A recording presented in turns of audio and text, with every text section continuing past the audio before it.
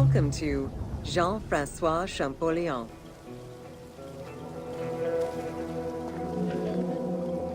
Between the 5th century CE and the Renaissance, knowledge of hieroglyphs was entirely lost. Many enthusiasts tackled the challenge of deciphering the language with little success.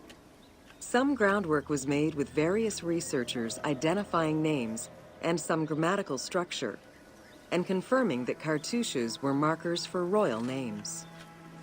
They were still missing a critical piece of information that would eventually be revealed thanks to the discovery of the Rosetta Stone.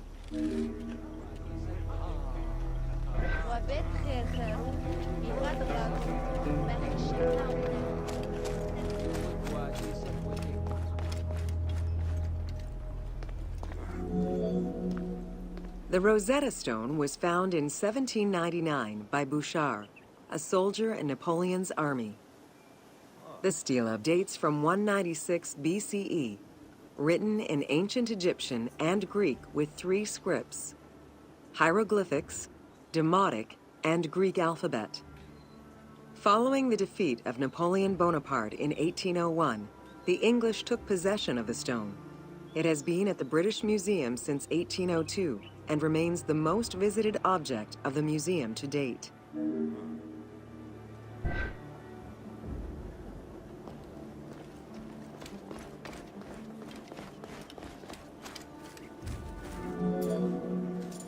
The first translation was of the Greek section only in 1803. It detailed a decree of Pharaoh Ptolemy V, reminding the citizens that their pharaoh had led Egypt to prosperity. It was fully translated 20 years after by Francois Champollion, who was working with a facsimile.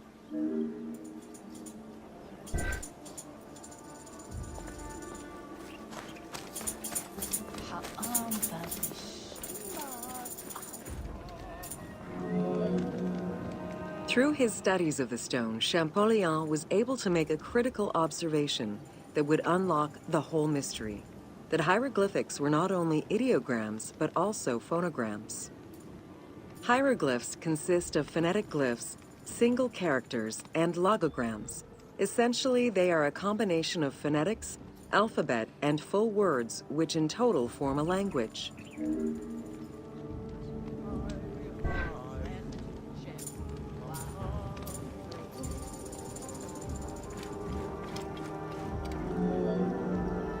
While studying the stone, Champollion realized that there was a difference in the number of hieroglyphic characters in relation to the number of Greek characters for the same word.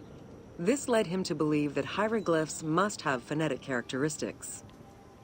This was the first step to unlocking the Rosetta Stone's secrets.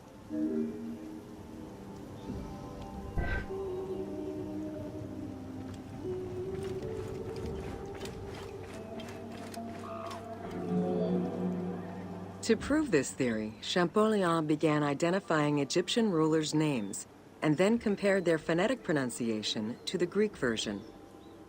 For example, Cheops had been the Greek name given by ancient chroniclers to the owner of the Great Pyramid, Khufu.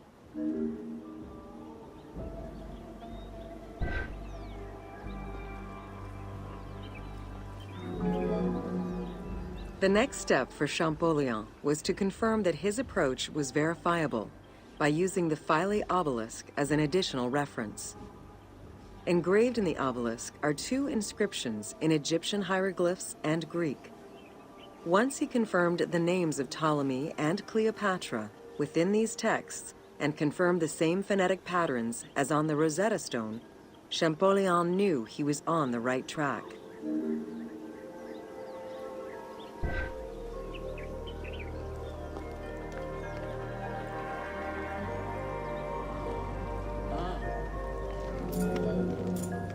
Champollion had already mastered several ancient languages when he took on deciphering the Rosetta Stone. He used his knowledge of Coptic to identify the solar disk hieroglyph on the obelisk as the phonetic translation of Ra. Further translation only strengthened his conclusion.